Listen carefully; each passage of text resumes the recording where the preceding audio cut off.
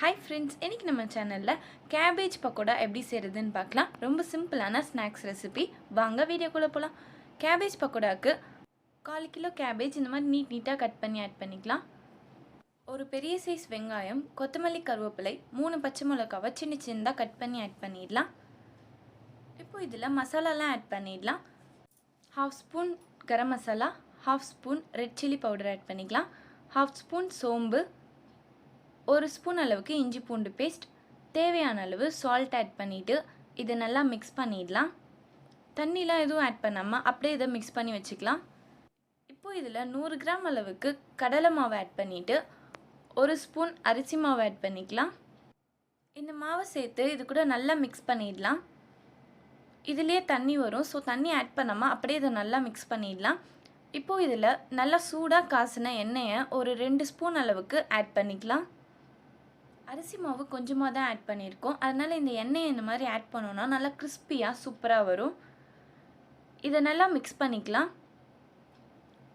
இதை நல்லா இந்த மாதிரி பிசைஞ்சிட்டு கொஞ்சமாக தண்ணி இதில் தெளித்து நல்லா இந்த பதத்துக்கு மிக்ஸ் பண்ணிக்கலாம்.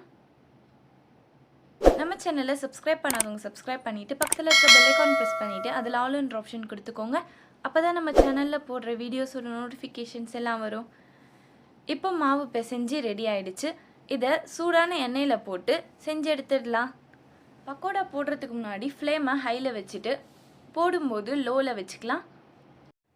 இந்த மாதிரி பக்கோடாவை கொஞ்சம் கொஞ்சமாக எடுத்து இதில் ஆட் பண்ணிடலாம். இப்போ இது கொஞ்சம் வெந்திருக்கு, இது இன்னும் கொஞ்சம் வெந்ததுமே வெளியில் எடுத்துடலாம். ரொம்ப சிம்பிளாக சீக்கிரமாக செஞ்சிடலாம் இந்த ரெசிபி. கண்டிப்பாக இந்த மாதிரி ட்ரை பண்ணி பார்த்துட்டு எப்படி இருக்குன்றத கமெண்ட் பாக்ஸில் ஷேர் பண்ணுங்கள். இப்போ இது நல்லா கலர் வந்துருச்சு. இதை திருப்பி போட்டு வெளியில் எடுத்துடலாம். அவ்வளோதான், நம்ம டேஸ்டியான cabbage pakoda ready.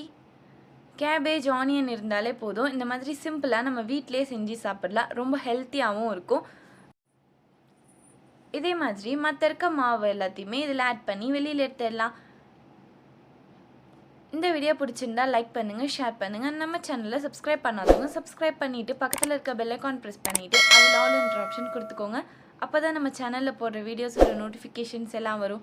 Thanks for வாட்சிங்.